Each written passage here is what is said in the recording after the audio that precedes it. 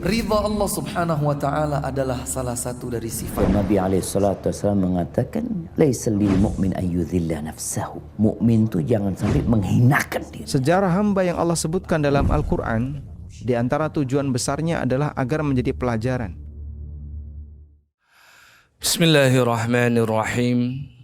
Assalamualaikum warahmatullahi wabarakatuh. Alhamdulillah hamdan katsiran tayyiban mubarakan fihi kama yuhibbu rabbuna wa yardah.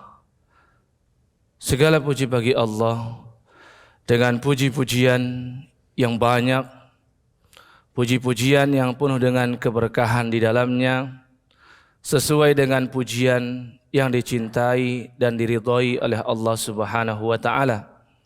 Salawat beriring salam kita haturkan, kita tunaikan kepada junjungan seluruh alam, pemimpin para nabi dan rasul atau sayyidul anbiya'i wal mursalin, yang kehadirannya di atas muka bumi ini menjadi rahmat bagi alam semesta atau rahmatan lil alamin, yang menjadi penutup para nabi dan rasul. Tidak ada nabi maupun rasul selepas wafatnya beliau, atau khataman nabiyyin, manusia yang paling mulia yang senantiasa dipuji tidak hanya oleh penduduk bumi namun juga oleh penduduk langit. Dialah baginda Nabi Muhammad sallallahu alaihi wasallam, sosok yang sama-sama kita cintai dan kita harapkan syafaatnya di yaumil qiyamah kelak. Mudah-mudahan kita termasuk di antara umat beliau yang menerima syafaat dari beliau dan menerima air dari telaga kautsarnya beliau. Amin ya rabbal alamin. Bapak dan Ibu sekalian yang dirahmati dan dimuliakan Allah, jamaah salat zuhur Masjid As-Sakinah yang dimuliakan Allah Subhanahu wa ta'ala. Siang hari yang cerah ini, insya Allah dengan izinnya kita menyampaikan tentang sunnah Nabi Sallallahu Alaihi Wasallam. Di antara adab yang Nabi ajarkan dan Nabi berikan bimbingan kepada kita umatnya ketika kita hendak keluar rumah dan ketika kita hendak masuk ke dalamnya.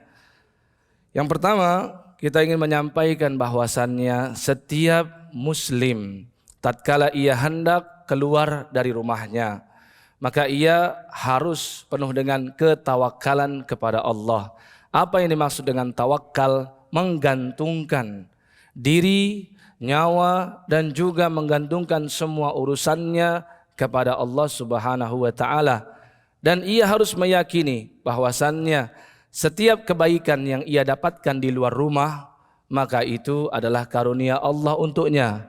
Dan setiap keburukan atau musibah yang menimpa dirinya tatkala berada di luar rumah, dia harus mengerti betul semuanya sudah digariskan dan ditakdirkan oleh Allah Subhanahu wa ta'ala. Baginda Rasulullah sallallahu alaihi wasallam pernah menyampaikan, tidak akan sempurna keimanan seorang di antara kalian sampai ia mengerti betul, sampai ia memahami benar-benar bahwasannya apa yang ia dapatkan itu sudah Allah catatkan untuknya. Dan apa yang tidak ia dapatkan berarti tidak Allah berikan untuk dia. Artinya tidak Allah takdirkan ia mendapatkannya. Ini yang harus kita fahami bersama. Maka kita akan bacakan hadis Nabi Sallallahu Alaihi Wasallam tentang doa yang beliau panjatkan ketika hendak keluar rumah. Terdapat dalam Sunan Imam Abu Dawud rahimahullah dari jalur sahabat Anas bin Malik radhiyallahu ta'ala anhu. Tentunya sahabat yang satu ini paling faham bagaimana keseharian Nabi berada di rumah, karena sahabat Anas bin Malik menjadi pembantu Rasulullah SAW kurang lebih sekitar 10 tahun. Sejak Nabi menginjakkan kakinya ke Madinah, beliau didatangi oleh banyak sahabat. Sebagian sahabat memberikan hadiah, sebagian sahabat memberikan keperluan Nabi SAW. Tapi ada salah seorang wanita yang sangat mulia. Beliau bernama Ummu Sulaim, membawa anak kecil. Ummu Sulaim ini adalah ibundanya Anas bin Malik radhiyallahu taala anhuma. Ia datang kepada Nabi SAW dan berkata, "Ya Rasul, aku tak bisa memberikan apapun seperti orang-orang lain berikan kepada engkau. Tapi aku memiliki harta yang paling aku sayangi. Aku memiliki investasi yang terbesar, yaitu putraku ini sendiri. Dia adalah Unais. Saat itu Anas masih kecil, maka disebut dengan Unais. Jadi orang Arab mudah sekali kalau ingin menyebut seseorang dengan kalimat tambahan junior atau si kecil. Cukup dari namanya dibuat isim tasghir, dari Anas menjadi Unais. Kalau Anas ya artinya Anas, kalau Unais artinya si Anas kecil. Nah, gitu. Bisa juga seperti Abdullah menjadi Ubaidillah atau Ubaidullah. Jadi dari satu nama Abdullah menjadi Ubaidullah. Ada Tolhah menjadi Tulaihah. Nah, begitulah kira-kira. Ya. Maka Anas bin Malik bercerita, Rasul ketika beliau hendak keluar rumah, maka beliau biasa membaca Bismillahi tawakkaltu ala Allahi la hawla wala quwwata illa billah. Dalam riwayat Imam Abu Daud sampai illa billah. Dan inilah riwayat yang disepakati kesahihannya sampai dengan la haula wala quwwata illa billah, yang maknanya bismillah, dengan menyebut nama Allah. Bismillahi tawakkaltu, aku bertawakal kepada Allah Subhanahu wa taala. La haula, tidak ada daya, wala quwwata, tidak ada kekuatan kecuali kekuatan dari Allah Subhanahu wa taala. Ini adalah kalimat yang sangat luar biasa. Mungkin kita sudah menghafal ini sejak dini, tapi kita perlu pahami betul, kalimat ini jika dihayati dan diresapi benar, maka ini menunjukkan ketawakkalan kita secara penuh dan totalitas kepada Allah Subhanahu wa taala. Dari awal dengan bismillah menyebutkan lafzul jalalah Allahnya. Tawakkaltu ditambahkan ala Allah. Biasanya orang Arab kalau sudah menyebut nama di awal, maka berikutnya hanya dengan domir saja. Bismillahi tawakkaltu alaihi, misalkan hi-nya kembali kepada Allah. Tapi di sini nama Allah disebut lagi, tawakkaltu ala Allah. La haula wala quwwata illa billah, nama Allah disebut lagi di situ. Semestinya secara kaidah dan gramatikal bahasa Arab cukup dengan la haula wala quwwata illa bihi saja. Tapi di sini disebut lagi nama Allah Subhanahu wa taala. Nabi SAW sampaikan, jika seorang muslim sudah mengucapkan itu, maka ketika dia keluar dari rumahnya, tentunya di luar rumah itu ada syaitan yang banyak. Seorang muslim kalau dia terbiasa berzikir kepada Allah, misalkan sebelumnya kita sudah sampaikan tentang zikir sebelum tidur dan zikir pasca bangun tidur. Kita juga sudah sebutkan zikir-zikir ketika berpakaian, dan kita sudah sebutkan sedikit tentang zikir setelah makan yang memang mirip dengan ketika berpakaian. Walaupun adab makan belum kita jelaskan secara khusus.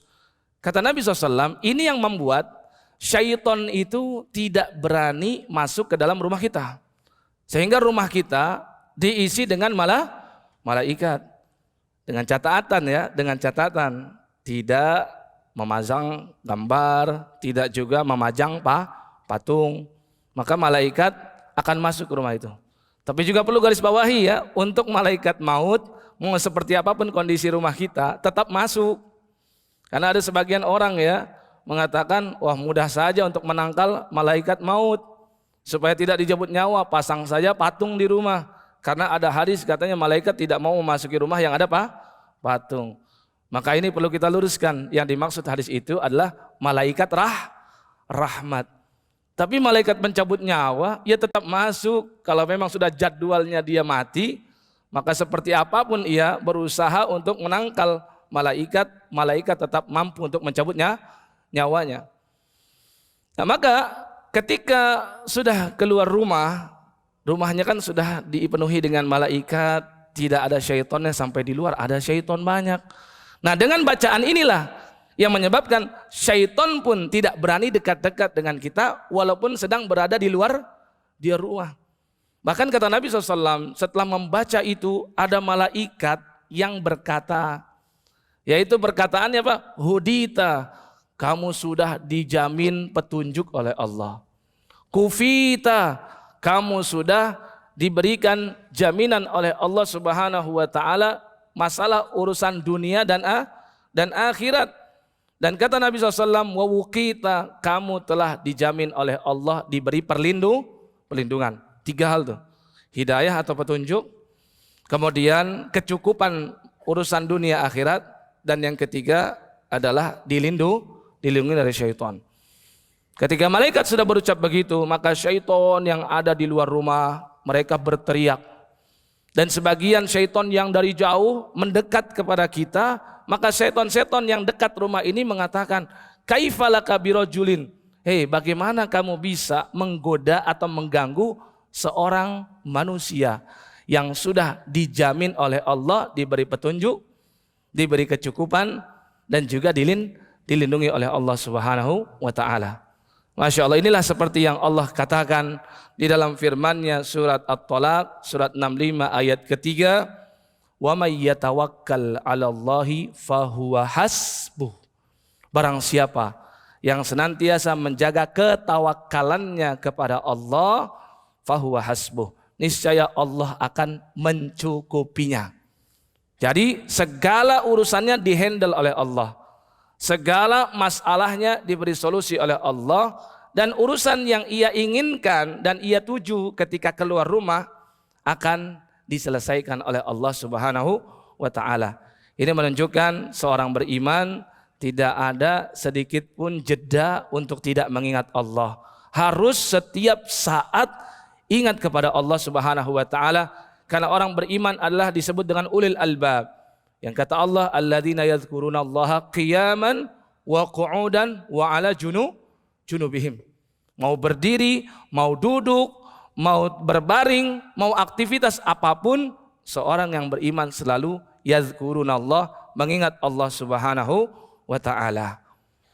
Kalau misalkan urusan kita keluar pada urusan akhirat, contoh kita ingin silaturahim ke tetangga, maka Allah akan berikan kecukupan.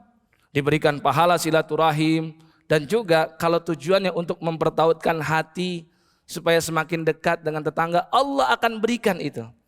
Dan jika urusannya keluar rumah untuk urusan dunia, ya mana tahu pagi hari untuk beli sarapan, mana tahu siang hari untuk beli makan siang, atau urusan yang lain lah, keluar urusan dunia, insya Allah akan Allah penuhi, dan dia tidak akan tersesat.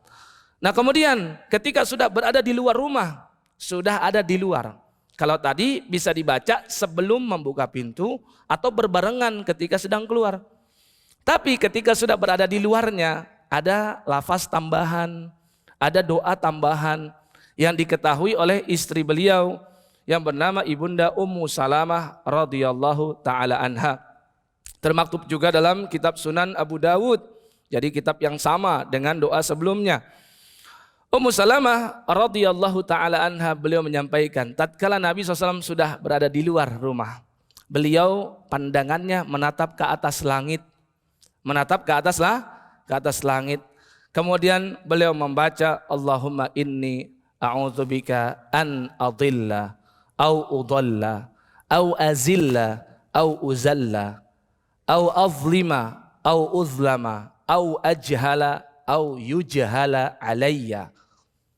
Nah ini juga semakin menunjukkan doa-doa yang aktivitas seperti ini nggak perlu kita angkat tangan. Angkat tangan dalam berdoa kepada Allah ketika kita mengajukan permohonan, permintaan kepada Allah Subhanahu wa taala. Seperti tadi jeda antara azan dan iqamat yang disaksikan oleh para sahabat, bahkan saking Nabi kelihatan kayak ngemis-ngemis kepada Allah. Ingat, kita kalau di hadapan Allah memang betul-betul harus totalitas. Kita hinakan diri kita serendah-rendahnya. Kita benar-benar merasa sangat membutuhkan kepada Allah. Tapi kalau di depan manusia tidak. Kita harus punya izzah di depan manusia. Tapi di depan Allah diangkat sampai sebagian sahabat mengatakan nampak ketiak Nabi SAW yang putih, diangkat tinggi-tinggi. Tapi kalau untuk doa-doa yang seperti ini, aktivitas harian, tentunya syariat memberikan fleksibilitas dan kemudahan. Maka Nabi SAW tidak perlu angkat tangan, Nabi cuma menatap pandangan ke atas langit. Beliau berucap, Allahumma ya Allah, inni a'udzubika, sesungguhnya aku berlindung kepada Engkau. An adilla au udalla, berlindung kepada Engkau dari disesatkan orang atau tersesat, dan juga udalla, disesatkan oleh orang lain. Jadi kan tersesat berarti ya karena mungkin kesalahpahaman kita sendiri atau ketidaktahuan kita. Kalau disesatkan orang lain ya mungkin kita nanya sama orang, Pak, ini gang ini berapa, ini di mana, dikasih tahu gitu kan. Ternyata dia memang pengen tipu-tipu. Nah maka Allah berikan perlindungan. An adillah, tersesat, au udallah, atau disesatkan oleh orang lain. Kemudian juga au azillah, au uzallah. Azillah itu tergelincir, au uzallah atau digelincirkan oleh orang lain. Mungkin di jalan-jalan ada tempat-tempat yang licin. Mungkin di jalan-jalan ada misalkan batu atau ada paku, ada sesuatu yang membahayakan. Maka dengan doa ini, Masya Allah, Allah akan beri perlindungan. Dengan catatan kita harus yakin dengan perlindungan Allah Subhanahu wa Ta'ala. Au azlima, atau aku menzolimi orang lain. Au uzlama, aku juga berlindung kepada Engkau agar aku tidak dizolimi oleh orang lain. Keluar rumah mungkin kena timpuk orang, memang ada orang yang rencana jahat kalau kita sampai keluar rumah. Dengan doa ini insya Allah akan diberi perlindungan. Au ajhala au yujhala alayya, atau aku berlindung kepada Engkau dari kebodohanku, ketidakmengertianku, dan juga yujhala alayya, atau aku dibodoh-bodohi oleh orang lain. Ini yang Nabi baca ketika sudah berada di luar. Baru Nabi SAW berjalan sesuai dengan apa yang beliau inginkan, berupa hajat duniawi ataupun hajat yang sifatnya ukhrawi. Nah kemudian ketika berada di luar, kita juga harus tetap menjaga zikir kepada Allah. Dan disitulah berlaku zikir-zikir yang mutlak kok. Bukankah kita dituntut oleh Allah untuk memperbanyak subhanallah walhamdulillah wala ilaha illallah wallahu akbar. Itu adalah kalimat-kalimat yang paling dicintai oleh Allah. Maka kalimat-kalimat seperti ini kalau dalam aktivitas duduk kita nggak sempat, kalau kita dalam berada di rumah nggak sempat, maka bisa sempat sembari berjalan perbanyak itu. Bisa juga perbanyak istighfar. Pokoknya jangan pernah lepas untuk terus ingat Allah, dan jangan biarkan lisan kita kering dari mengingat Allah. Biarkan lisan kita terus basah. Itulah kenapa Nabi SAW ketika ada sahabatnya bertanya, ya Rasul, syariat Islam, ibadah dalam agama Islam terlampau banyak. Tolong engkau rekomendasikan satu amal untukku yang bisa aku pegang teguh benar-benar. Nabi SAW sampaikan, la yazalu lisanuka ratban bidzikrillah. Terus basahi lisanmu dengan cara mengingat Allah Subhanahu wa Ta'ala. Istighfar juga perbanyak itu ya sepanjang berada di jalan. Kenapa? Kadang Pak, di jalan-jalan itu ada aurat. Dengan kita terus berzikir kepada Allah, maka Allah akan jaga kita. Kadang kita justru ada hawa nafsu yang muncul. Ya, mohon maaf, di beberapa tempat ada rumah-rumah yang padat penduduk, yang mungkin pintunya terbuka, di dalamnya ada aurat. Ada wanita yang mungkin tidak menutup aurat karena saking dekat-dekatnya rumah itu. Kalau kita sibukkan diri dengan zikir terus kepada Allah, nggak akan sempat kita untuk memandang itu, dan nggak akan kepikiran untuk mencari-cari tahu. Ya, beristighfar, apalagi kan kalau misalkan nggak sengaja melihat istighfar, nggak sengaja istighfar terus. Sehingga berlakulah sabda Rasulullah SAW, ya, tidak ada dosa besar jika diiringi terus dengan istighfar. Wala kabirata ma'al istighfar, itu hadisnya.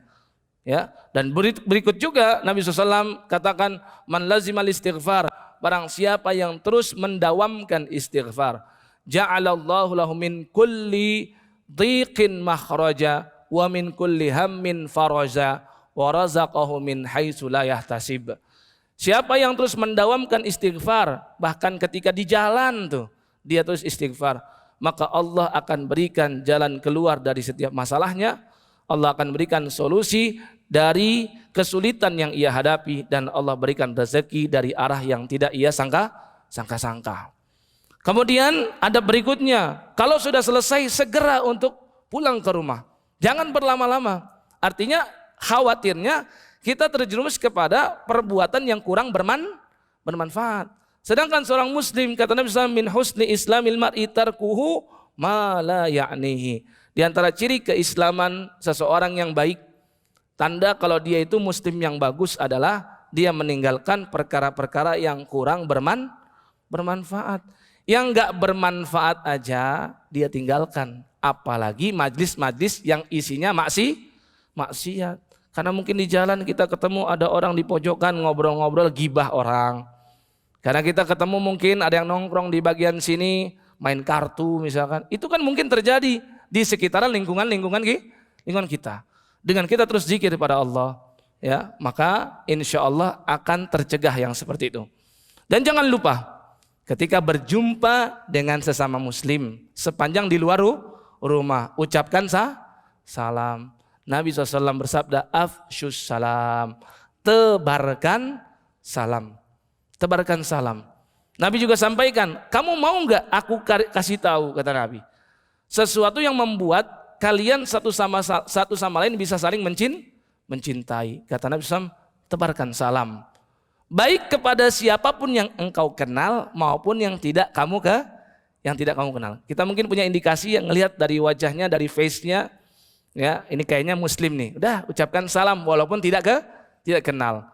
Jika sekarang banyak terjadi mengucapkan salam hanya kepada yang dikenal saja dan kepada yang tidak dikenal tidak mengucap salam, berarti memang ini ciri akhir zaman. Tanda kiamat memang seperti itu.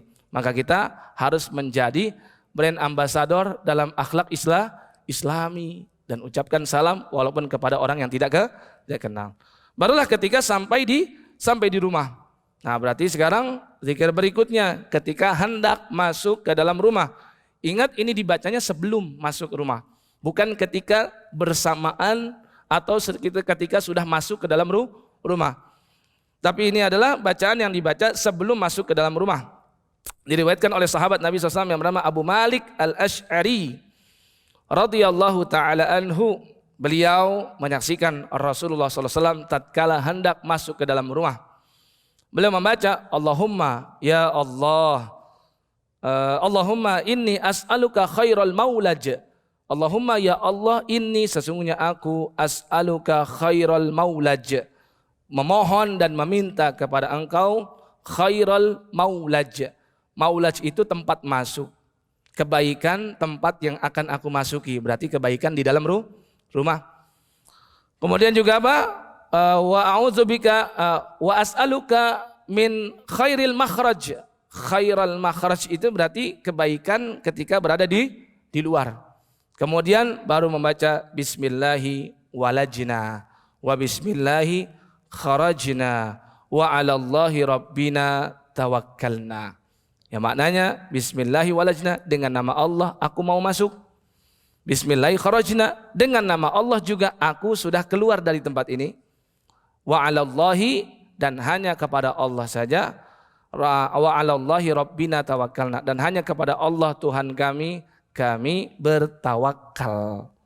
Ya, ini bacaan yang dibaca sebelum memasuki rumah. Kemudian ketika sudah masuk, maka kita perlu lihat-lihat di dalam rumah ada siapa. Kalau di dalam rumah ada istri dan anak, dan mungkin istri dan anak tidak sedang di ruang tamu. Biasanya kan mungkin kita masuk buka pintu ruang tamu kan pertama, tapi mereka sedang ada di kamar gitu, masih agak ke dalam. Maka ngucapin salamnya bukan di situ. Ngucapin salamnya ketika berjumpa. Karena dia sudah memasuki rumah sebelumnya dengan membaca nama Allah, sudah aman tuh semua. Dan untuk salam ketika berjumpa dengan yang ada di rumah, bukan kepada tempat yang kosong. Mungkin kan banyak di antara kita ketika masuk, assalamualaikum gitu kan. Kalau dikeraskan, nah mungkin orang di dalam dengar, nah itu nggak ada masalah.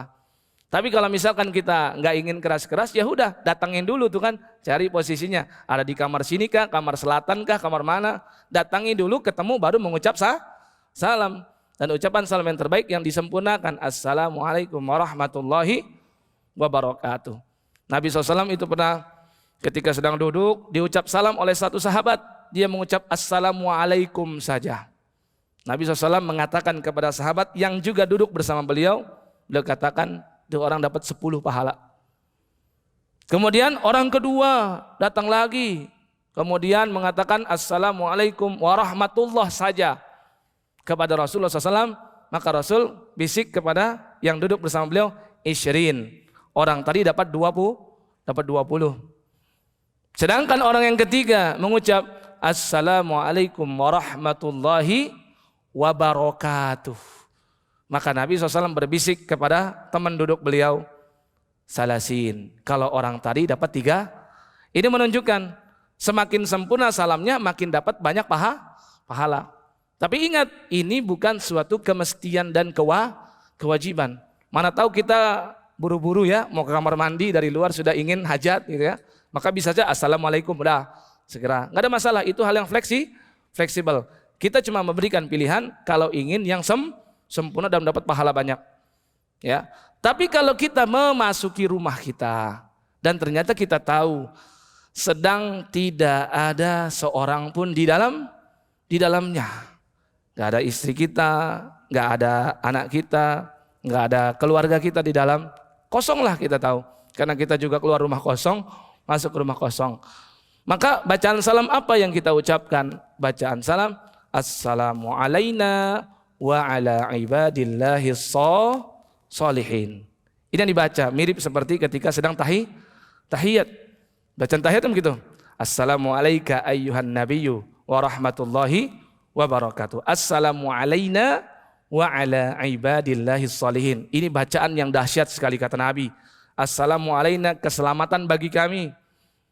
Wa ala ibadillahis sholihin, dan juga keselamatan bagi hamba-hamba Allah yang soleh. Kata Nabi, ini ucapan asobat kulla abdin lillahi solihin fis samawati wal ard.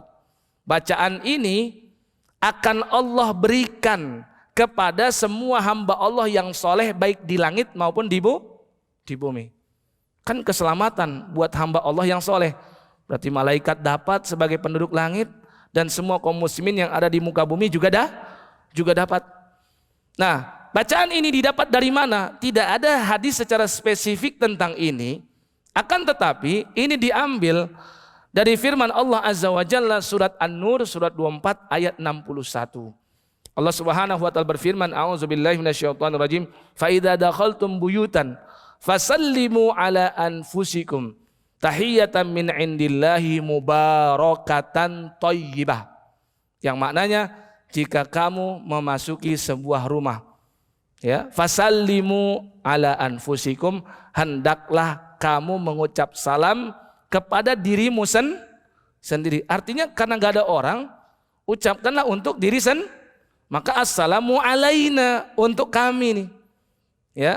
Tahiyatan min indillahi mubarakatan thayyibah, sebagai bentuk penghormatan yang mana salam penghormatan ini diajarkan oleh Allah Subhanahu wa taala. Jadi ingat, untuk yang pertama kalau ada anggota rumahnya maka ucapkan salam kepada orangnya. Tapi ketika jenis yang kedua tidak ada siapapun di dalam rumah, maka ucapan assalamu alaina wa ala ibadillahis sholihin ini dilontarkan ketika awal masuk ke dalam rumah. Jelas ya kira-kira? Wallahu a'lamu bissawab. Cukup ya? Insyaallah ya, mudah-mudahan bermanfaat bagi semua. Mudah-mudahan apa yang kita pelajari tidak hanya menjadi wawasan, namun juga melahirkan amal, karena itu adalah ciri ilmu yang bermanfaat. Mari kita tutup dan akhiri. Subhanakallahumma wa bihamdika asyhadu an la ilaha illa anta astaghfiruka wa atubu ilaik. Wassalamualaikum warahmatullahi wabarakatuh.